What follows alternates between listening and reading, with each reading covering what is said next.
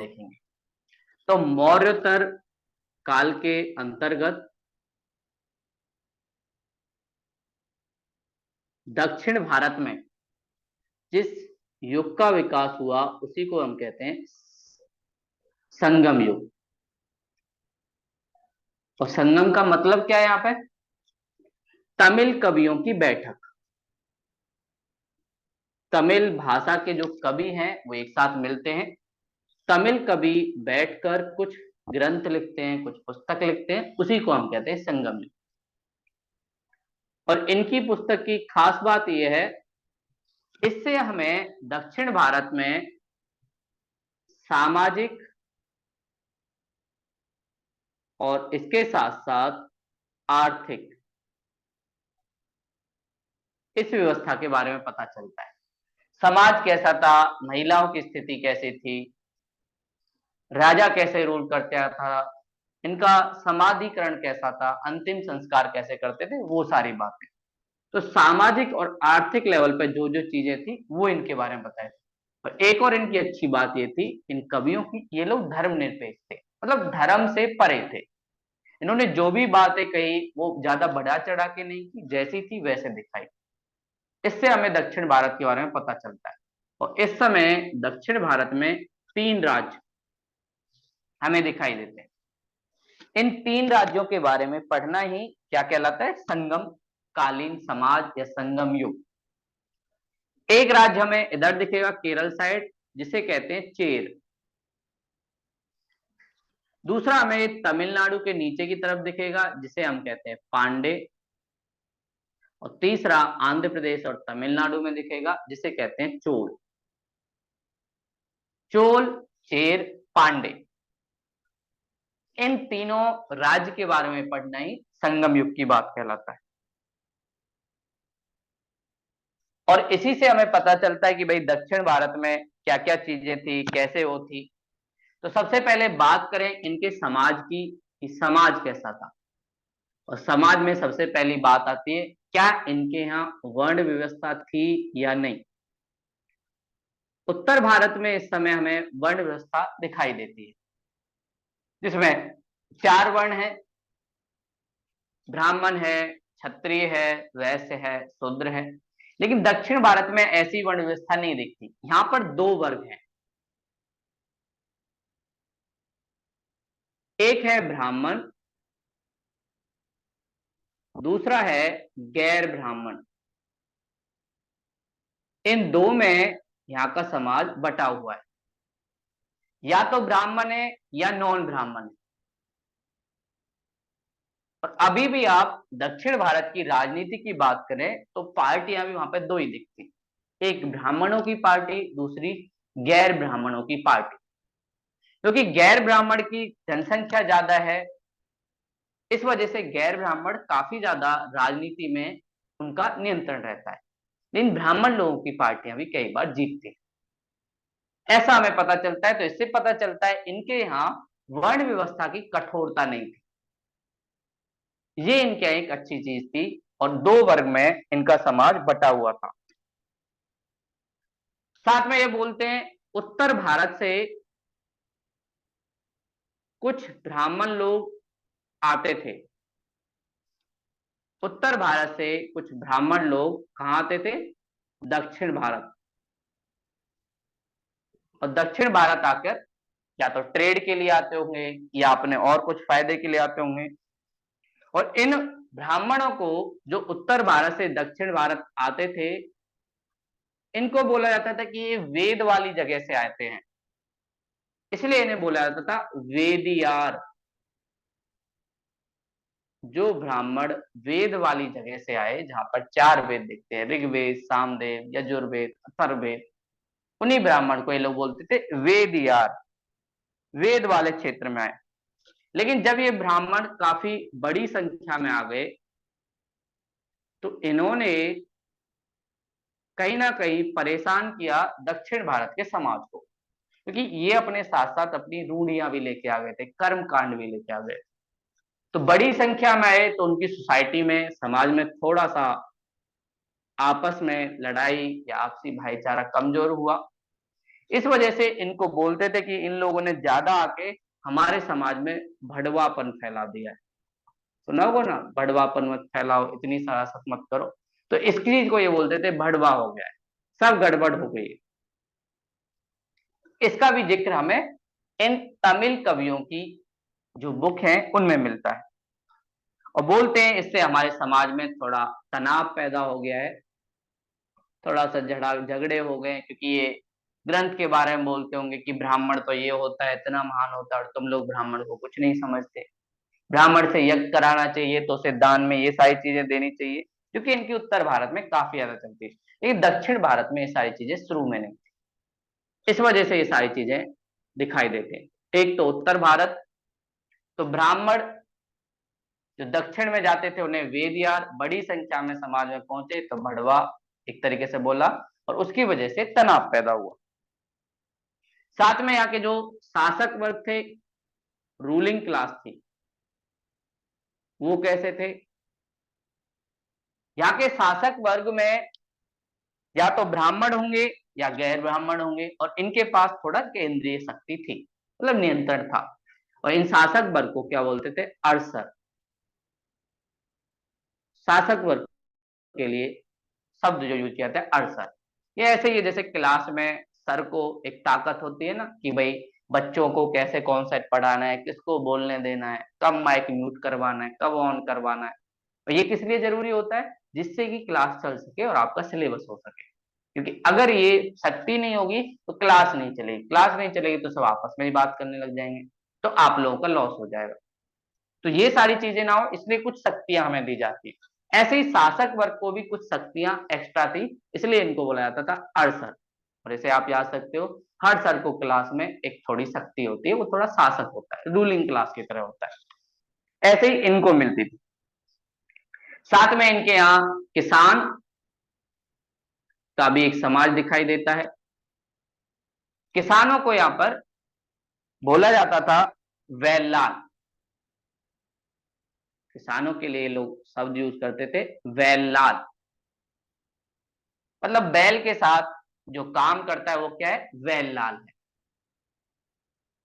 तो बैल के साथ ये काम करते थे, इसलिए किसान को क्या बोल देते थे? वैलाल है भाई, ये बैल के साथ काम करता है। साथ में इनके किसान के भी दो वर्ग थे। एक किसान जो काफी ज्यादा धनी था, अमीर था। एक किसान जो थोड़ा सा गरीब था। धनी किसान को आप ऐसे जोड़ सकते हो जैसे उत्तर भारत में जमींदार, जिनके पास काफी ज्यादा जमीन होती है। गरीब किसान को ऐसे सोच सकते हो, ऐसा किसान जो श्रमिक की तरह काम करता है, जमीन जमींदार की है, जाता है लेबर का काम करता है, उसका उसको खाना पीना मिल जाता है।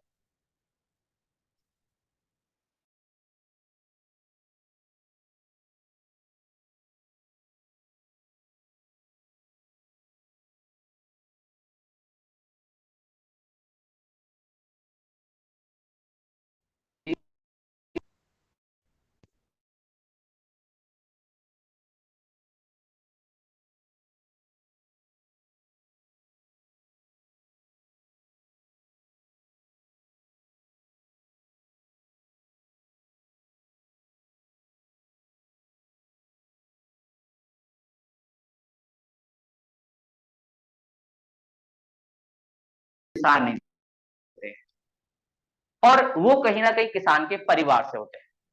ऐसे ही आप देखेंगे सिविल सेवा में भी बहुत सारे लोग गांव से होते हैं, किसानों के परिवार से होते हैं। ऐसे ही इनके यहाँ किसानों को शामिल किया जाता था, और उसका कारण क्या था? ज्यादातर लोग खेती करते थे, ये इनकी आय का एक मुख्य स्रोत था। तो कहीं ना कहीं वो किसान के परिवार से जुड़े, बस किसान अलग अलग वर्ग में थे, धनी किसान दूसरे गरीब किसान। और एक और चीज हमें दिखती है कि भाई कुछ लोगों के घर वो पक्के होते थे, ईंटों से बने होते थे, कुछ लोगों के घर कच्चे होते थे। इससे क्या पता चलता है कि कुछ के घर पक्के, कुछ के घर कच्चे? इससे पता चलता है कि समाज में आर्थिक स्थिति कैसी थी, विषमता थी या नहीं। तो जिनका घर पक्का है इसका मतलब उनके पास पैसे थे, वो अमीर लोग थे। जिनका घर कच्चा है इसका मतलब उनके पास पैसे नहीं थे, वो गरीब लोग थे। और ये इस बात को दिखाता है कि दक्षिण भारत में भी आर्थिक विषमता थी। कुछ लोगों के पास ज्यादा संसाधन थे, कुछ लोगों के पास कम संसाधन थे, इसलिए उनके आवास में भी अंतर दिखाई देता है। तो आर्थिक विषमता इनके यहाँ दिखती है, और ये हम आवास के आधार पर या इनकी बस्तियों के आधार पर देख सकते हैं। तो जो निम्न किसान थे, वो लोग कहाँ रहते होंगे? कच्चे घर में, साथ में झोपड़ी टाइप का बना लेंगे, कीचड़ से उसे लेप देंगे या गोबर का यूज करेंगे। और ये लोग कहाँ रहते थे? पक्के वाले, उसमें पत्थरों से घर बनेगा, ईंटों से घर बनेगा, देखने में थोड़ा सुंदर रहेगा, 2 मंजिल का होगा, ये सारी चीजें। आज के समय में भी हम ऐसा देख सकते हैं कि जैसे हमें जानना है कि किसी गांव में जाएं, किसी शहर में जाएं, तो आप वहां का घर देख के समझ सकते हो कि ये वाला क्षेत्र इस शहर का अमीर लोगों की बस्ती है या गरीब लोगों की बस्ती है। अगर आपको ऊंची ऊंची मीनार दिख रही है तो समझ जाना कि भाई वो अमीरों की बस्ती है। थोड़ी छोटी है, लोगों ने ऐसे ही ऊपर टीन डाल रखी है, तो मतलब गरीबों की बस्ती है, जिसे आजकल हम झुग्गी झोपड़ी कहते हैं। ये सारी चीजें आपको दिखे। ऐसे ही आपको गांव में जो मोहल्ले डिवाइड होते हैं, उन मोहल्लों के आधार पर आप बता सकते हो कि किधर उच्च वर्ग के लोग रहते हैं और किधर नीचे वर्ग के लोग रहते हैं। इससे भी हमें एक अंतर पता चलता है, और ये सारी चीजें हमें उस समय भी पता चलता है। इनके यहाँ समाज के लेवल पर आर्थिक विषमता काफी ज्यादा थी। और साथ में इनके यहाँ जो व्यापारी वर्ग था, ट्रेड भी इनका काफी ज्यादा फेमस था। ये लोग एक तरफ रोमन लोगों से व्यापार करते थे, दूसरी तरफ आसियान देशों से व्यापार करते थे, वियतनाम, थाईलैंड, म्यांमार, सिंगापुर, इन सब से व्यापार करते थे। इनके यहाँ व्यापार भी काफी फला फूला। और व्यापारी वर्ग कहाँ रहते होंगे? शहरों में रहते हैं। इसलिए व्यापारी वर्ग को ये क्या कहते थे? वैनिगर। वैनिगर। जो नगर के वासी हैं वो क्या है? वैनिगर हैं। और वैनिगर कौन है? व्यापारी वर्ग। नगर में वास करने वाला क्या कहलाता है? वैनिगर कहलाता है। शहरों में रहता है। और शहर में रहना क्यों जरूरी है? क्योंकि अगर व्यापार करना है तो शहरों में वो सब सुविधाएं हैं। शहरों में बिजली है, शहरों में ट्रांसपोर्ट का सिस्टम है। गांव से व्यापार करना आसान नहीं है, इसलिए ज्यादातर जो इनके व्यापारी वर्ग हैं वो शहरों से एक तरीके से काम करते हैं। अगली बात करें, क्या इनके यहाँ समाज में दास प्रथा थी या नहीं थी? तो इनके समाज में जब हमने देखा कि दास प्रथा, तो दास प्रथा का तो कोई हमें सबूत नहीं मिला, इसलिए हम बोलते हैं कि इनके यहाँ दास प्रथा नहीं है। उत्तर भारत में हमने देखा था कि जब युद्ध होते थे, जो लोग युद्ध में हारते थे उनको दास बनाया जाता, या तो उनसे घर का काम कराया जाता था या बाहर का काम, खेती बाड़ी का काम करवा लेते थे, ऐसे चलता था। और इनके यहाँ दास प्रथा नहीं थी, लेकिन इनके यहाँ अस्पृश्यता थी। अस्पृश्यता, या आप कह सकते हो छुआछूत की जो समस्या थी वो इनके यहाँ दिखती थी। जैसे आज के टाइम में भी अगर आपने अपने घर को सही से देखा हो तो आपको देखने को मिल जाए, जैसे आपके घर में जब कोई निचली जाति का आता होगा तो उसको उसी बर्तन में नहीं खिलाया जाता हो जिसमें आप खाते हैं, उसके लिए कोई दूसरा बर्तन होगा या कोई डिस्पोजल गिलास में उसे दिया जाए, चाय या पानी जो भी आप दो। ये इस बात को दिखाता है कि हम अस्पृश्यता करते हैं, अछूत मानते हैं उसको, इसलिए जिसमें हम खाते हैं उसमें उसको नहीं देते। ऐसे इनके यहाँ भी हमें सबूत मिले हैं कि ये इनके यहाँ भी लोगों के साथ इस भावना के साथ भेदभाव किया जा सकता कि भाई ये निचली जाति का है या ऊपर जाति का है, इसलिए इससे हमें टच नहीं होना। तो इनके यहाँ अस्पृश्यता की भावना हमें दिखाई देती है। ये आर्थिक स्तर पे भी हो सकती है, जैसे शहरों में आप देखोगे तो शहरों में अस्पृश्यता किस बेस पे होती है? आर्थिक स्तर पे। वर्ग बटे हुए हैं, एक अमीर वर्ग, फिर मध्य वर्ग, फिर निम्न वर्ग। तो सबकी दोस्ती उसी हिसाब से होती है जिस वर्ग में वो है। और गांव में किस पे बटे? जाति के आधार पर बसे हैं, ये उसका मोहल्ला, ये उसका मोहल्ला, ये इस जाति का मोहल्ला। तो उसके आधार पर कहीं ना कहीं हमारा सोसाइटी वह ऐसी इनके यहाँ भी था। अगली बात आती है, महिलाओं को क्या अधिकार थे? क्या महिलाओं को इनके यहाँ अधिकार थे या नहीं? तो महिलाओं को काफी ज्यादा राइट इन लोगों ने दिए थे। तो महिलाओं के पास अधिकार थे, इस मामले में ये समाज बहुत अच्छा था।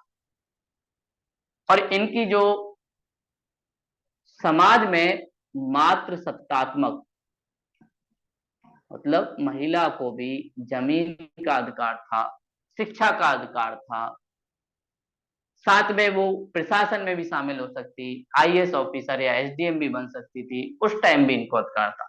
तो महिला को शिक्षा, साथ में प्रशासन, साथ में खेल कूद कुश्ती, इसमें भी उसको पूरी आजादी थी। साथ में अपना जीवन साथी चुनने की भी आजादी थी। जीवन साथी भी महिलाएं चुन सकती थी। उत्तर भारत में भी हमें दिखाई देता है कि महिलाओं को आजादी थी, लेकिन दक्षिण भारत में महिलाओं को ज्यादा आजादी थी उत्तर भारत की तुलना में। क्योंकि उत्तर भारत में राजनीति और प्रशासन में महिलाओं को आजादी नहीं देते थे, लेकिन दक्षिण भारत में मिलती। इसलिए इनका समाज क्या है, मात्र सत्तात्मक था। और हमें बहुत सारी ऐसी महिलाएं मिली हैं तमिल कवियों के साथ साथ जो उनके साथ शामिल होती, उन्होंने भी बहुत सारी कविताएं लिखी हैं। इनके यहाँ कोई भी खुशी का माहौल होता था तो उसमें एक पक्षी बहुत फेमस था, वो था कौआ, कौआ एक तरीके से कहो। और कौआ को इनके यहाँ शुभ पक्षी माना जाता था। जैसे बोलते हैं ना भाई कोयल कौकती है तो अच्छा होता है, ऐसे इनके यहाँ कौआ अगर कौकता है तो इनको अच्छा लगता है। और ये लोग बोलते थे कौआ अगर कौक रहा है, काए काए कर रहा है, तो इसका मतलब आज हमारे घर में अतिथि आने वाला है, अतिथि देवो भव। वो सारी धारणाएं आपको दिखती हैं।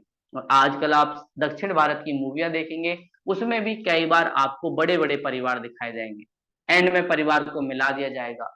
वो सारी भावनाएं इनके यहाँ दिखती हैं। और ये तमिल कवि भी हमें ये बातें बताते हैं कि भाई कैसे इनके यहाँ मिलता था। तो समाज में इनके यहाँ कौआ सबसे प्रमुख पक्षी था। कौआ के गाने से या कौआ के काए काए करने से ये समझ जाते थे कि अतिथि आने वाला है, तो ये शुभ पक्षी था इनका, शुभ पक्षी ये लोग बोलते थे। साथ में ये एक तरीके से संकेत है अतिथि आने का। जैसे हम बोलते हैं कि हिचकियां आ रही हैं तो कोई जरूर याद कर रहा होगा, ये सारे संकेत थे। ऐसे इनके यहाँ संकेत था, कौआ अगर बोल रहा है तो जरूर कोई अतिथि आएगा। और इसको एक तरीके से खुशी की तरह मनाते थे। पहले हमारे देश में अतिथि देवो भव होता, आज के टाइम अतिथि जाओ भव, मतलब एक दो दिन रुको, एक दो दिन ठीक है, उसके बाद थोड़ा सा दिक्कत होता है क्योंकि सबका अपना जीवन होता है, सबको मोबाइल चलाना है। तो ये सारी चीजें एक तरीके, लेकिन इस समाज में ये सारी चीजें चलती थी। अगली बात आती है मृत्यु के बाद ये क्या करते थे, इनके मृतक संस्कार क्या थे। तो मृतक संस्कार में दो ही चीजें हो सकती हैं, या तो बॉडी को जलाते होंगे या बॉडी को दफनाते होंगे। तो मृतक संस्कार में इनके यहाँ दफनाने की प्रथा फेमस थी। ये समाधि, जैसे कोई ज्ञानी आदमी होता है वो ध्यान में लगता है तो समाधि में बैठ जाता है, बिल्कुल ऐसे जैसे कि वो मर गया हो, बिल्कुल सांस एकदम शांति से कई कई साल रहते। ऐसे ही इनके यहाँ समाधिकरण काफी ज्यादा फेमस था, या आप कह सकते हो कब्र जो बनती है, जैसे मुस्लिम में काफी ज्यादा फेमस है, तो समाधिकरण एक तरीके से इनके यहाँ फेमस था। और ये लोग दफनाते थे। और दफनाने के बाद इनके एक प्रथा और फेमस थी, ये जो कब्र थी, इस कब्र को चारों तरफ पत्थरों से ढकते थे। इसके चारों तरफ पत्थर की पूरा सर्कल बना दिया जाता था।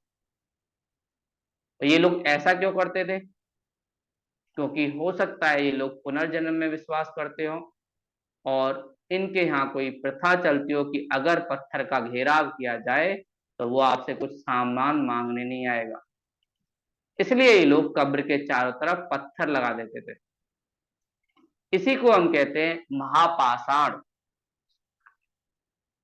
इनके जो ये पत्थरों का घेरा लगाया, इसी प्रथा को कहते हैं हम महापाषाण। महा मतलब बड़े, पाषाण मतलब पत्थर। तो बड़े पत्थरों से समाधि स्थल को या कब्र को ढक दिया जाता था। तो कब्र को बड़े स्थलों से ढक दिया जाता था। ये इनके यहाँ में कॉमन दिखता है और बहुत जगह हमें सब चीजें मिलती हैं। और साथ में ये लोग लोहे से भी परिचित थे।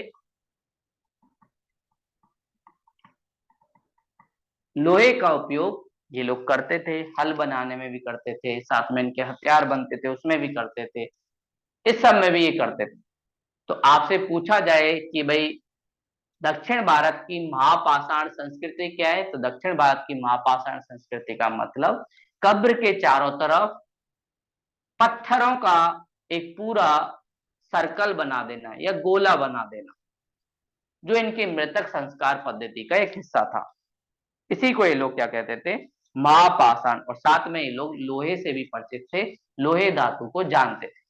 तो ऐसा नहीं है कि पत्थर से कब्र को बनते थे, लोहा नहीं जानते थे, लोहा जानते थे, क्योंकि हमें ऐसे अवशेष मिले हैं, इनके हल में मिले हैं, इनके घर में भी मिले हैं, तो इससे पता चलता है ये लोग लोहा जानते थे। इसकी वजह से इनकी कृषि अर्थव्यवस्था भी काफी ज्यादा फेमस थी। अगली बात, समाज में ये लोग धर्म क्या मानते थे, किसकी पूजा करते थे? पूजा किस भगवान की करते थे? तो ये कृष्ण जी के एक अवतार मरुगन, इनके समाज में मरुगन की पूजा काफी ज्यादा फेमस थी, या जिसे हम कह सकते हैं शैव धर्म। कृष्ण जी, शिव जी, इनकी पूजाएं इनके यहाँ होती थी। और आपने कभी बाहुबली मूवी देखी हो तो उसमें भी आप देखेंगे कृष्ण जी की मूर्ति दिखाई जाती है। तो ये सारी पूजाएं इनके यहाँ काफी ज्यादा फेमस थी और ये लोग इनको अपना भगवान मानते थे। और ये लोग मरुगन के समय एक नृत्य भी करते थे। दक्षिण भारत के लोग नृत्य भी बहुत ज्यादा करते हैं, आपने देखा होगा, बहुत सारे मखौटे पहनते हैं, वो सारे नृत्य करते हुए दिखाई देते हैं। साथ में इनके यहाँ बहुत सारी परंपराएं बहुत सालों से चल रही हैं, उनको भी ये बहुत ज्यादा मानते हैं। तो ये लोग नृत्य करते थे जिसका नाम था बैल नाडर। बैल नाडर का मतलब बैल की तरह का आपने एक मखौटा पहन लिया और जैसे बैल नाचता है ऐसे आप नाच रहे हो और साथ में कोई नगाड़ा बजा रहा है। जैसे हमारे उत्तर भारत में आपने देखा होगा वो बड़ी बड़ी ढोलकें होती हैं, ऐसे इनके यहाँ नगाड़ा टाइप का होता है, उसको ये लोग बजाते हैं और उसमें वो बैल की तरह उछल उछल के नाचता है। बैल इनके यहाँ बहुत ज्यादा महत्वपूर्ण है, क्यों? क्योंकि बैल से इनकी खेती होती है, तो बैल की पूजा ये काफी ज्यादा करते थे। जल्लीकट्टू के बारे में सुना हो तो तमिलनाडु में जल्लीकट्टू, जिसमें बैल को रोकने की बात की जाती है, ताकत दिखाई जाती है, वो भी बैल से ही जुड़ा हुआ। तो इनके खेल से लेकर इनके नृत्य संगीत में बैल का काफी ज्यादा महत्व था। तो ये बैल नाडर एक तरीके से नृत्य भी करते थे और बजा बजा के नाचते थे। साथ में विष्णु जी की उपासना में, विष्णु जी को आप कह सकते हो कृष्ण जी की उपासना में, यहाँ के लोग एक तरीके से तुलसी का पौधा, तुलसी का पौधा एक ऐसा पौधा है जो उत्तर भारत से लेकर दक्षिण भारत सब जगह आपको दिख जाएगा घर के आंगन में। क्यों दिखता है? क्योंकि इसे एक तो हम बोलते हैं कि भाई भगवान इसी में वास करते हैं, साथ में तुलसी के पौधे का औषधीय यूज भी है। जब हमें थोड़ी सी खराश हो तो तुलसी के पत्ते खा लेने चाहिए, कुछ ज्यादा दिक्कत हो तो तुलसी का पौधा हमें ऑक्सीजन देता है, उसका उपयोग करना चाहिए। आप अपनी चाय में, अपने दूध में तुलसी के पत्ते खा सकते हो। इसलिए ये लोग तुलसी को अपने आंगन में लगाते थे। वो भी सारी चीजें हमें इनके यहाँ दिखती है। और इनके यहाँ ब्राह्मण धर्म को पहुंचाया किसने? क्योंकि ब्राह्मण धर्म का ओरिजिन तो कहाँ हुआ था? उत्तर भारत में। तो एक ऋषि थे जो उत्तर भारत से दक्षिण भारत पहुंचे थे, जिनका नाम था अगस्त। तो अगस्त ऋषि ने हिंदू धर्म को, या आप कह सकते हो ब्राह्मण धर्म को, उत्तर भारत से दक्षिण भारत की तरफ लेके गए। तो ब्राह्मण धर्म को दक्षिण भारत में पहुंचाने वाले ऋषि जो थे वो थे अगस्त ऋषि। तो ब्राह्मण धर्म को इन्होंने पहुंचा दिया कहाँ? दक्षिण भारत में। अगस्त ऋषि ने ये सब किया। ये सब हमने इनकी समाज की विशेषता जानी। सबसे पहले हमने जाना कि भाई इनका समाज कैसे वर्ण व्यवस्था में था। तो हमने देखा दो ही था, दो वर्ग थे, एक ब्राह्मण दूसरा गैर ब्राह्मण। उसके बाद हमने जाना कि ये लोग कुछ शब्दों का यूज करते हैं जो उत्तर भारत से ब्राह्मण इनके यहाँ आए, उनको कहते हैं वैदियार। उनके ज्यादा आने की वजह से कुछ तनाव पैदा हुआ और इन्होंने बोला भड़वा हो गया, मतलब बेकार हो गया, कुछ चीजें गड़बड़ हो गई। फिर उसके बाद इनके यहाँ शासक वर्ग, जिनको ये कहते हैं अरसर, जिसके पास थोड़ी ताकत ज्यादा थी। फिर इनके हमने किसान जाने, किसान भी दो तरीके से थे, एक अमीर किसान, एक गरीब किसान। किसानों को वेलार के नाम से जाना जाता था, और अमीर किसान और गरीब किसान सैनिक और असैनिक दोनों चीजों में भाग लेते थे। साथ में इनके समाज में घरों के लेवल पे विषमता दिखती है। इससे पता चलता है समाज में कुछ लोगों के पास ज्यादा संसाधन थे, इसलिए आर्थिक सामाजिक स्तर पे विषमता दिखाई देती है। अगली बात जो हमने देखी कि भाई वैनिगर जो व्यापारी लोग थे वो नगर में रहते थे, और वो लोग वहीं से अपना व्यापार चलाते थे। अगला हमने क्या जाना कि भाई इनके यहाँ दास प्रथा नहीं थी, लेकिन इनके यहाँ अस्पृश्यता काफी ज्यादा फेमस थी, और अछूत की तरह एक तरीके से इनके यहाँ समाज में प्रचलित था। अगली बात, महिलाओं की स्थिति कैसी थी? तो मात्र सत्तात्मक प्रणाली थी, क्योंकि महिलाओं को आजादी थी जमीन से लेकर शिक्षा की, प्रशासन की, जीवन साथी चुनने की। साथ में महिलाएं भी बहुत सारी कविताएं लिखती हैं, वो भी हमें मिलता है। इनके यहाँ ख्वा को शुभ पक्षी माना जाता था, और माना जाता था ये अतिथि आने का संकेत है। जब किसी की मृत्यु हो जाती थी तो मृत्यु के बाद अंतिम संस्कार के रूप में समाधिकरण काफी ज्यादा फेमस था, और कब्र के चारों तरफ ये लोग बड़े बड़े पत्थर लगा देते थे। इस वजह से हम इसे कहते थे महापाषाण संस्कृति। तो इसका मतलब ये नहीं था कि लोहे से नहीं परिचित थे, लोहे से परिचित थे, लेकिन कब्र के चारों तरफ पत्थर लगाते थे, इसलिए इसको महापाषाण संस्कृति कहते थे। पूजा की बात की जाए तो मरुगन या शिव की पूजा करते थे, और साथ में एक नृत्य करते थे जिसका नाम है बैल नाडर, जो शिव जी से जुड़ा हुआ होता, उनका नंदी। साथ में ये लोग कृष्ण जी की भी पूजा करते थे, विष्णु जी की पूजा करते थे, साथ में अपने घर के आंगन में तुलसी का पौधा लगाते थे। उत्तर भारत से दक्षिण भारत ब्राह्मण धर्म गया कैसे? तो एक अगस्त ऋषि जो उत्तर भारत से, वो उसे दक्षिण भारत लेके गए। तो अभी तक ये हमने इनके समाज के बारे में जाना है। तो ये इनके समाज की विशेषताएं थी जो हमें दिखाई दे। अब अगली बात, इनकी आर्थिक स्थिति कैसी थी, आर्थिक विशेषताएं कैसी थी, उसके बारे में हम जानेंगे। क्या क्या चीजें करते थे, कैसे आय आती थी, वो सब चीजें कैसे चलती थी। तो ये इनकी सामाजिक विशेषताएं हमने देखी। अब इनकी आर्थिक विशेषताएं देखेंगे कि क्या समाज अमीर था या नहीं था, कृषि का उत्पादन कैसे होता था, सिंचाई सुविधाएं कैसी थी, वो सारी चीजें हम देखेंगे। तो इनकी आर्थिक स्थिति के बारे में बात की जाए तो जैसे उत्तर भारत में खेती की वैल्यू काफी ज्यादा बढ़ी थी, ऐसे ही इनके यहाँ भी काफी ज्यादा खेती की वैल्यू बढ़ी थी, और खेती इनकी भी काफी ज्यादा विकसित थी। तो इनकी कृषि विकसित अवस्था में थी। इनके यहाँ भी काफी ज्यादा विकास हुआ था, और इनके यहाँ बोला जाता था कावेरी जो नदी है उसके आसपास के क्षेत्र में काफी ज्यादा उत्पादन होता था। और एक व्यक्ति ने तो इतना भी लिखा कि कावेरी नदी का क्षेत्र इतना उपजाऊ है कि कावेरी नदी के एक क्षेत्र में जितने पर एक हाथी बैठता है, उतने ही जमीन पर एक परिवार के लिए पूरे वर्ष का खाद्यान्न हो जाता है।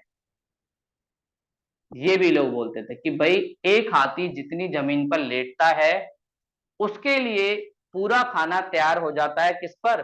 कावेरी नदी के इतने क्षेत्र पर। इससे पता चलता है कावेरी नदी वाला क्षेत्र काफी उत्पादक था, काफी उपजाऊ था। ऐसा क्यों था? क्योंकि दक्षिण भारत में ज्यादातर जो नदियां हैं वो मौसमी हैं, सीजनल हैं। जब मानसून आता है पानी मिलता है, चाहे कृष्णा की बात करें या गोदावरी की। लेकिन कावेरी नदी ऐसी है जो 12 मासी है, मतलब 12 महीने उसमें पानी रहता है। और 12 महीने पानी क्यों रहता है? एक तो जब मानसून आता है तब कावेरी नदी को पानी मिलता है, पश्चिमी घाट में जब बारिश होती है तो उसके बाद कावेरी नदी में चला जाता है। दूसरा, जब मानसून वापस जाता है तो हमने देखा था तमिलनाडु में बारिश होती है, और कावेरी नदी कहाँ पड़ती है? तमिलनाडु में। इसलिए कावेरी नदी वाला क्षेत्र पहले भी काफी ज्यादा उपजाऊ था, आज भी काफी ज्यादा उपजाऊ है।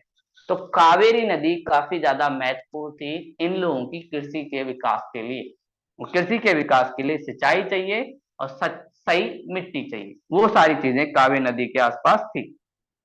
साथ में हमें पता चलता है कि ये फसल में क्या क्या उत्पादन करते थे। तो जो हम देखते हैं कि भाई दक्षिण भारत वाले क्या खाते हैं, एक इनके यहाँ चावल बहुत ज्यादा खाते हैं, इडली सांबर ये आपको दिखता है, तो इसका मतलब चावल काफी ज्यादा होता है। साथ में मसाले, दक्षिण भारत के मसाले बहुत ज्यादा फेमस हैं। कार्डिमम हिल हमने देखा है, इलायची की पहाड़ियां, वो सारे यहाँ पे फेमस थे, उसका भी करते थे। और साथ में दक्षिण भारत में अगर नारियल नहीं देखा तो क्या देखा, तो नारियल भी इनके यहाँ काफी ज्यादा फेमस थे। नारियल के पेड़ थे, उससे बहुत सारी चटनियां बनाते हैं, जूस बनाते हैं, जो इनका मन करता है वो बनाते हैं। तो ये सारी चीजें इनके यहाँ काफी उत्पादन का एक इम्पोर्टेंट भाग थी। इसमें बहुत सारी चीजें ये लोग निर्यात भी करते थे, ट्रेड के लिए भी यूज करते थे। तो इनकी कृषि काफी ज्यादा विकसित थी। और राजा की आय का स्रोत क्या था, तो ये तो हमने देखा कृषि। राजकीय आय या जो राज्य था उसकी आय का स्रोत क्या था, तो राज्य की आय का जो सबसे बड़ा स्रोत था वो भी क्या था, भूमि कर या भू राजस्व एक तरीके से रहते थे। और ये भूमि कर को अपने यहाँ क्षेत्रीय भाषा में बोलते थे कदमई, कि भैया जितने कदमों पे तुम खेती कर रहे हो उसके कुछ हिस्से को हमें दे दो। कदमई ये बोलते थे कि भूमि कर को कदमई के रूप में हम लोग लेंगे। साथ में ये लोग भूमि की माप करते थे, क्योंकि कैसे पता चलेगा भैया किसके पास कितना कदमई है, कितना कर देगा, तो भूमि की माप करना जरूरी है। और भूमि की माप के लिए इनके यहाँ भी कुछ यूनिट थी या इकाई थी, तो ये लोग यूज करते थे मावेली, एक इकाई थी मावेली। दूसरी इकाई जो इनके यहाँ थी निर्वतन।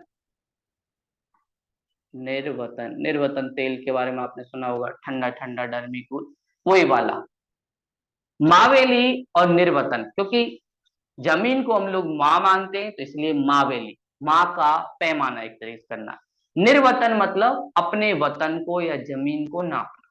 तो इनके यहाँ ये यूनिट यूज की जाती थी। जैसे उत्तर भारत में हम लोग बीघा का यूज करते हैं, बिहार में कट्ठा का यूज करते हैं, हेक्टेयर का यूज करते हैं, ये सारी चीजें इनके यहाँ चलती थी। तो ऐसे ये लोग जमीन का पूरा रिकॉर्ड रखते थे और जिसके पास जितनी जमीन होती थी उसके आधार पर उस पर कर लिया जाता है। जैसे अभी होता है कि भाई किससे सरकार ज्यादा इनकम टैक्स लेगी, तो जिसकी इनकम ज्यादा होगी उससे ज्यादा इनकम टैक्स लिया, जिसकी इनकम कम होगी उससे कम इनकम टैक्स लिया जाएगा। ऐसे ही इनकी जमीन का भी ऐसे रिकॉर्ड रहता था। साथ में बात करें इनका विदेशी व्यापार कैसा था, आयात या निर्यात कैसा होता था, किस किस से ट्रेड करते थे, वो सारी चीजें क्या थी। तो विदेशी व्यापार की बात की जाए, क्या इनको फायदा मिलता था या सिर्फ लॉस में जाते थे, तो विदेशी व्यापार काफी ज्यादा विकसित था। एक तरफ ये लोग रोमन साम्राज्य से व्यापार संबंध रखते थे, दूसरी तरफ ये लोग दक्षिण पूर्वी एशिया से, रोमन एवं दक्षिण पूर्वी एशिया मतलब इनका पश्चिम और पूर्व दोनों के साथ व्यापार संबंध था। रोमन के यहाँ ये लोग निर्यात करते थे, मसाले हो, कपड़े हो, चावल हो, और दक्षिण पूर्वी एशिया से आयात करते थे, मसाले आयात करते थे उनसे। वहां पर भी बहुत सारी चीजें बेचते थे लेकिन आयात काफी ज्यादा करते थे। और साथ में हमें तमिलनाडु के पास एक शहर दिखाई देता है जिसका नाम था अरकामांडू, अरकामेडू। ये एक बस्ती है तमिलनाडु में। तो ये बस्ती ऐसी थी जैसे आज हमारी मुंबई है, मतलब एक तरीके से आप बोल सकते हो ये इनकी एक वित्तीय राजधानी थी, जहां पर सभी व्यापारी लोग रहते थे, आयात निर्यात करते थे, समुद्र के पास थी, तट के आसपास ही रहते थे, वहीं पर ये सारी चीजें एक तरीके से करते रहते थे। और इस व्यापारी बस्ती के पास ही हमें रोमन बस्ती भी मिली है, मतलब रोम से बहुत सारे लोग यहाँ पर रहते थे क्योंकि उनको भी आयात निर्यात करना होता था। जैसे अभी बहुत सारे व्यापारी लोग इंडिया के दूसरे देशों में रहते हैं, जैसे हमारी टाटा कंपनी के बहुत सारे प्लांट दूसरे देशों में भी हैं, वहां पर भी वो मोटर गाड़ी और भी सामान बनाती है। ऐसे ही बहुत सारे दूसरे देशों के प्लांट भारत में भी हैं, जैसे जापान की बहुत सारी कंपनी है, सैमसंग कंपनी दक्षिण भारत की है, वो अपने यहाँ अपने लोगों को भेजती है, इंडिया में रहते हैं। ऐसे रोमन बस्ती हमें अर्किमाडू में मिली, और इससे पता चलता है कि ये काफी ज्यादा फेमस था और एक केंद्र था व्यापार का, जहां पे सब बड़े व्यापारी रहते थे। साथ में हमें 3 बंदरगाह भी दिखते हैं, और जल एक सबसे सस्ता परिवहन का माध्यम है। तो अगर आपको किसी के यहाँ सामान बेचना है तो सबसे पहली बात, परिवहन की जो कीमत है वो कम होनी चाहिए। जितनी परिवहन की कीमत कम होगी उतना आपको फायदा होगा।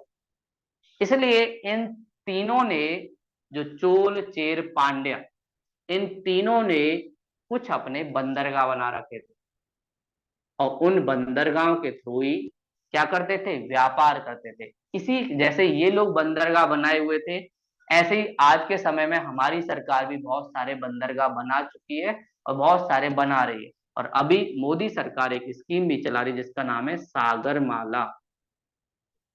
अगर हमें मेक इन इंडिया को बढ़ाना है तो सबसे जरूरी है जल परिवहन का जितना यूज किया जाए उतना अच्छा। तो हर क्षेत्र को हमें बंदरगाह से जोड़ देना है। इससे फायदा ये होगा, हमारा जो सामान है वो सस्ता बिकेगा विदेश की मार्केट में, और सस्ता बिकेगा तो मेक इन इंडिया अपने आप सक्सेसफुल होगा और हमारे लोगों को रोजगार मिलेगा। ऐसे ही इन लोगों ने, चोल चेर और पांड्या ने, अपने यहाँ बंदरगाह बनवाए, और उन बंदरगाहों से आयात या निर्यात होता था। तो जो हमें बंदरगाह दिखते हैं, 3 बंदरगाह काफी ज्यादा फेमस है। एक तो बस्ती हमने देख ही ली, 3 बंदरगाह भी इनके यहाँ दिखते हैं। पहला जो बंदरगाह जो चोल राज्य में दिखता है, चोल चोल राज्य में जो हमें बंदरगाह दिखता है उसका नाम है फुहार। फुहार बंदरगाह चोल राज्य में है, और इसको अभी हम लोग क्या कहते हैं, कावेरी पट्टनम, मतलब कावेरी नदी के आसपास होगा, आज के तमिलनाडु में दिखाई देता है। चोल राज्यों ने कावेरी पट्टनम या फुहार बंदरगाह का विकास किया। ऐसे ही जो चेर थे, उन्होंने जो अपना बंदरगाह विकसित किया उसका नाम था बंदर। हो सकता है बंदर की शेप में हो, या बंदरगाह से वर्ड निकला हो बंदर। बंदरगाह का मतलब क्या होता है, जहां पर बड़े बड़े शिप आते हैं, जहाज आते हैं, सामान ले जाते हैं, कुछ लाते हैं, उसी को हम बंदरगाह कहते हैं। तो इनके यहाँ जो था वो था बंदर। ऐसे ही पांड्या, पांड्या जो साम्राज्य था उसने भी अपना बंदरगाह बनवाया था, और पांड्या साम्राज्य का जो बंदरगाह था उसका नाम था सालीपुर। सालीपुर। ऐसे इनका व्यापार चलता था। तो चोल का फुआर या कावेरी पट्टनम, चेर का बंदर, और पांड्या का सालीपुर, ये सारी चीजें हमें दिखाई देती कि कैसे इन्होंने बंदरगाहों का विकास किया। और इसकी वजह से इनका जो व्यापार था काफी ज्यादा फायदे में रहता था। क्यों? क्योंकि इनकी जो कीमत थी वो कम रहती थी, इनकी परिवहन लागत कम रहती थी, सस्ता मिलता था, और साथ में क्वालिटी भी अच्छी देते थे। तो ऐसे ही अगर हमें अभी भी मेक इन इंडिया को बढ़ावा देना है तो इनसे सीखने की जरूरत है। पहली बात, अपने बंदरगाह को सही से रखो, उसके बाद उसकी कीमत और साथ में उसकी गुणवत्ता, प्रोडक्ट की गुणवत्ता अगर अच्छी रहेगी तो कहीं ना कहीं वो आपस में, इसीलिए सरकार हमारी सागरमाला, सभी बंदरगाहों को ट्रेन से जोड़ने के लिए, सड़क से जोड़ने के लिए, साथ में वायुयान से जोड़ने के लिए सागरमाला परियोजना चला रही। तो ये भी मेक इन इंडिया के लिए जरूरी है।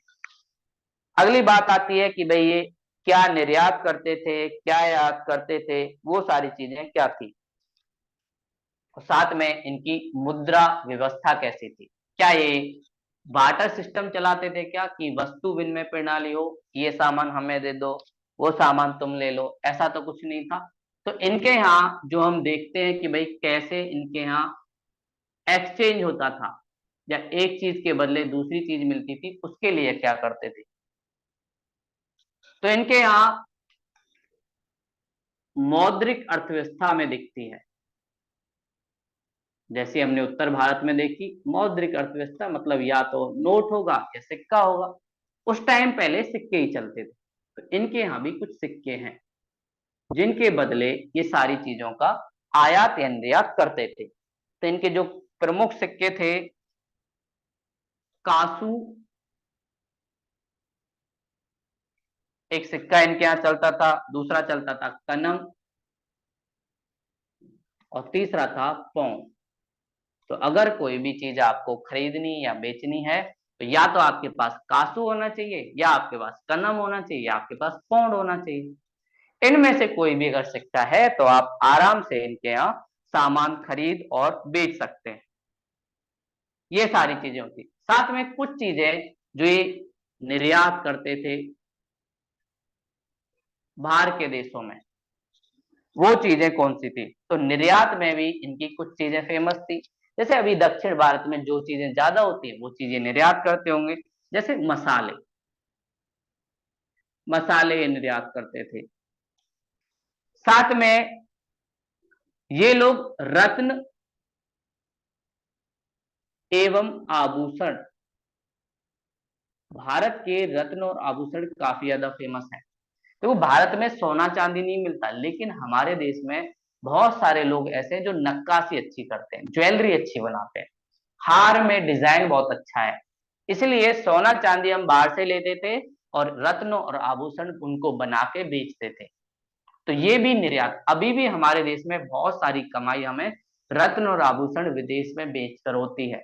बहुत सारे लोगों को बहुत चीजें बहुत पसंद आती हैं जो भारत में बनती हैं। भारत डायमंड की भी बहुत सारी रिंग बनाता है, ज्वेलरी बनाता है, वो भी दुनिया में बहुत पसंद की जाती है। ऐसे ये लोग रत्न एवं आभूषण का भी निर्यात करते थे। साथ में दक्षिण भारत में हाथी काफी मिलते हैं, तो इसलिए हाथी दांत से बनी चीजें, हाथी दांत का कंगा हो सकता है, दर्पण हो सकता है, और भी बहुत सारी चीजें ये लोग बना के, कड़े हो सकते हैं, कड़े बना के भी ये लोग बेचा करते हैं। तो ये सारा इनका निर्यात का। अगली बात आती है, क्या इनके निर्यात पॉजिटिव में था या नेगेटिव में। अब कैसे पता चलता है किसी का व्यापार पॉजिटिव है नेगेटिव। तो सीधी बात है कि हम लोग जो आयात कर रहे हैं, अगर वो ज्यादा है तो इसका मतलब हम लोग नेगेटिव में, और अगर निर्यात कर रहे हैं वो ज्यादा है तो हम लोग पॉजिटिव में। तो निर्यात ये लोग ज्यादा करते थे आयात की तुलना में, इंपोर्ट की तुलना में। मान लेते हैं निर्यात किए 100 करोड़ का, आयात किए 50 करोड़ का, तो नेट बैलेंस कितना बचा, 50 करोड़ का इन्हें गेन हुआ। आज के आधुनिक भारत से अगर कंपैरिजन किया जाए तो हम लोग उल्टा करते हैं, हम लोग निर्यात कम करते हैं, निर्यात हम लोग करते हैं बस ऐसे ही, मान लेते हैं 40 करोड़, आयात हम लोग कितना करते हैं 100 करोड़। तो इसका मतलब नेगेटिव में वैल्यू 60 करोड़, इसलिए हमारा ट्रेड क्या है, थोड़ा सा नेगेटिव में, क्योंकि चाइना के सामान हमारे देश में बहुत आते हैं। साथ में हमारे देश में तेल नहीं मिलता, तेल भी हम बहुत सारा आयात करते हैं। साथ में हम लोग सोना चांदी भी आयात करते हैं। तो ये सारी चीजें इस वजह से, इसीलिए हमें मेक इन इंडिया की जरूरत है, क्योंकि जिस देश में निर्यात ज्यादा होता है वहां पर विदेशी संसाधन आते हैं, और विदेशी संसाधन अगर आएंगे तो हमें भी फायदा होगा। लेकिन धीरे धीरे भारत इसकी तरफ आगे बढ़ रहा है, लेकिन संगम युग वाले काफी ज्यादा फायदे में रहते थे, ये लोग काफी ज्यादा फायदा करते थे। और साथ में जब ये लोग व्यापार करते थे तो उस पर कुछ शुल्क भी लगता था। जैसे आपने देखा होगा अभी भी हमारे देश में आयात निर्यात होता है तो उस पर कुछ शुल्क लगता है, जिसे कहते हैं सीमा शुल्क। तो ये लोग भी सीमा शुल्क वसूलते थे, सीमा शुल्क इनके यहाँ भी लगता था। इससे भी राजा को आय होती थी, जितना व्यापार आयात निर्यात होगा उतना ज्यादा उसको फायदा होगा। तो ये हमने देखा है इनका आर्थिक स्तर पे। तो आर्थिक स्तर पे सबसे पहले हमने जाना कि भाई इनकी कृषि काफी ज्यादा विकसित थी, साथ में कावेरी नदी के आसपास का क्षेत्र काफी उपजाऊ था। तो कावेरी नदी के आसपास के क्षेत्र के बारे में ये तक बोला जाता था कि वहां पर इतना ज्यादा उत्पादन ज्यादा था कि जितने पर एक हाथी बैठता है उतने पर पूरे साल के लिए खाद्यान्न हो जाता है एक परिवार के लिए। और परिवार भी दक्षिण भारत का, उत्तर भारत के न्यूक्लियर फैमिली, बड़ा परिवार होगा, सब लोग साथ में रहते होंगे। तो ये इनके यहाँ कृषि व्यवस्था काफी ज्यादा विकसित थी। साथ में यहाँ पर भूमि कर लिया जाता था, जिसे ये लोग कहते थे कदमई। कदमई एक भूमि कर होता था, और साथ में भूमि को माप के लिए मावेली और निर्वतन इकाई के रूप में यूज किया जाता था। विदेशी व्यापार काफी ज्यादा विकसित था। हमें एक रोमन बस्ती के अवशेष मिले हैं जो अर्केमाडू तमिलनाडु में दिखाई देती है, और ये एक तरीके से वित्त का केंद्र थी। यहाँ पर आयात निर्यात एक तरीके से काफी ज्यादा होता था। साथ में हमें बंदरगाह मिलते हैं जो अलग अलग जो राज्य थे उनके वहां दिखता है। चोल के यहाँ फुआर, जिसे कावेरी पट्टनम कहते हैं, चेर के यहाँ बंदर, और पांडे के यहाँ सालीपुर। साथ में इनकी मौद्रिक अर्थव्यवस्था भी इनके यहाँ मौजूद थी, और ये लोग सिक्के का यूज करते थे, जिनमें कासू, कनम, पौंड। निर्यात के लिए लोग मसाले, रत्न एवं आभूषण, हाथीदांत। आयात की बात की जाए तो सोना चांदी ये लोग आयात करते थे। व्यापार इनका काफी फायदे का था, निर्यात ज्यादा करते थे, आयात कम करते थे, इसलिए अर्थव्यवस्था में काफी ज्यादा वृद्धि हुई। आयात निर्यात के ऊपर शुल्क लगता था, जिसे कहते थे सीमा शुल्क। ऐसे संगम युग का एक तरीके से क्या हुआ, विकास हुआ, और इसने उस समय यहाँ पर काफी ज्यादा मेक इन इंडिया को प्रमोट किया। अब आप थोड़ा सा मैप बस देख लो कि संगम युग कैसा दिखता है। ये वाला जो पार्ट है ये है संगम युग, ये नीचे आपको दिखेगा। ये जो मैंने दिखाया था ये था अर्कीमांडू, जो बस्ती थी रोमन की। इधर वाला क्या है, फुहार। ये वाला क्या है, चोला। इधर चेर, इधर पांड्या। इधर हमने देखा था बंदर। इधर वाला सार जो इधर हमने देखा था चेर वाला, पांडे वाला, ये है सालीपुर नीचे की तरफ। तो ये संगम एज जो दक्षिण भारत में हुई, और ये मुख्यतः किस किस राज्य में फैली है, केरल, कर्नाटका और तमिलनाडु, थोड़ा बहुत आंध्र प्रदेश। तो दक्षिण भारत के 4 राज्य, इनके आसपास के क्षेत्र में संगम युग का एक तरीके से विकास हुआ। इन्होंने हमें आर्थिक सामाजिक स्तर पर सारी चीजें बताई कि इनका समाज कैसा था, कैसे ये लोग। तो संगम युग काफी ज्यादा महत्वपूर्ण होता है, क्योंकि दक्षिण भारत की पहली इंपॉर्टेंट बात हम लोग देखते हैं। और संगम युग वो समय है जिसमें हमें दक्षिण भारत के बारे में पता चलता है, और ये भी पता चलता है कि दक्षिण भारत काफी ज्यादा विकसित था। पहले हमें थोड़े से सबूत कम मिलते हैं, या कहो जांच थोड़ी सी कम हुई होगी इसलिए भी कम मिलते हैं, लेकिन दक्षिण भारत में काफी ज्यादा विकास हुआ। पहले हमने देखा था कि जो ऋग्वैदिक वाले लोग थे वो अरावली पर्वत तक गए थे, वहीं तक जानते थे। ऋग्वैदिक के बाद उत्तर वैदिक वाले जो आए, वो वाले लोग विंध्यन पर्वत तक जाते थे। उसके बाद जब महाजनपदा काल आए तो वो लोग थोड़ा सा आगे गए, और हमने नर्मदा नदी के दक्षिण में एक नए उसका भी देखा था कि वहां पे भी एक महाजनपद था। 15 महाजनपद उत्तर भारत में थे, एक थोड़ा नर्मदा नदी के दक्षिण में था, जिसका नाम भी हमने देखा था अस्मक। और उसके बाद धीरे धीरे नीचे दक्षिण भारत में हमें ये संगम युग दिखता है, जहां पर 3 बड़े साम्राज्य, चोल, चेर, पांड्या, जहां पे सबसे अच्छी बात महिलाओं को काफी आजादी थी, इकोनॉमी काफी ज्यादा विकसित थी, और इन्होंने बड़ी सूझबूझ के साथ अपने समाज के ताने बाने को बुना। लेकिन कमियां ये थी कि यहाँ पर आर्थिक विषमता थी। तो इससे जुड़ा हुआ एक क्वेश्चन भी आप लिख लेना। संगम युग के समय होने वाली संगम युग के समय होने वाली आर्थिक एवं सामाजिक परिस्थितियों का